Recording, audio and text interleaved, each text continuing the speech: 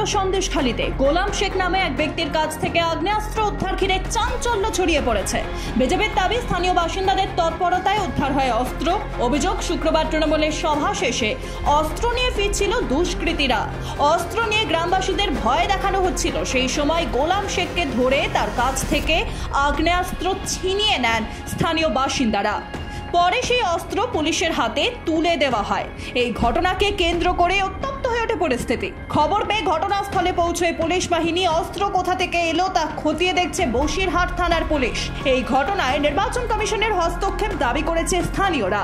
শনিবার এই ঘটনার প্রতিবাদে পিঁপড়েখালী ফেরিঘাটের কাছে বিক্ষোভ দেখান বিজেপির কর্মী সমর্থকেরা। তাদের দাবি, এলাকায় তৃণমূল আশ্রিত দুষ্কৃতীদের অবিলম্বে গ্রেফতার করতে হবে। এলাকায় আরও আগ্নেয়াস্ত্র মজুত আছে, সেগুলি অবিলম্বে উদ্ধার করতে হবে।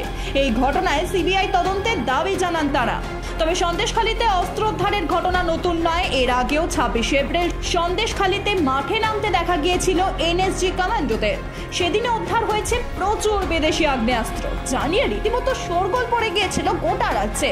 ওই দিন সকাল থেকেই সন্দেশখালীতে তৃণমূল পঞ্চায়েত সদস্য হাফিজুল খাঁয়ের আত্মীয় আবু তালেব মোল্লার বাড়িতে তল্লাশি চালিয়েছিল সিবিআই।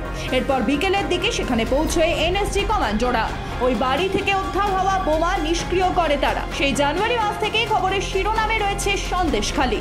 শেখ শাহজাহানের বাড়িতে অভিযানের সময় ইটির উপর হামলা, তৃণমূলের বিরুদ্ধে মহিলাদের গর্জে ওঠা, শাহজাহানের গ্রেফতারি, অস্ত্র ভান্ডার উদ্ধার ও ভাইরাল ভিডিওকে কেন্দ্র করে বারে বারে উত্তাল হয়েছে সন্দেশখালী। প্রতিদিনই নিত্য নতুন ঘটনা সামনে আসছে। অসামাজিক কাজের আতুর ঘরে পরিণত হয়েছে এই গ্রাম। আর এবার ভোটের মধ্যে ফের অস্ত্র উদ্ধার হলো সন্দেশখালী থেকে। Bureau report, Pritam Bangla.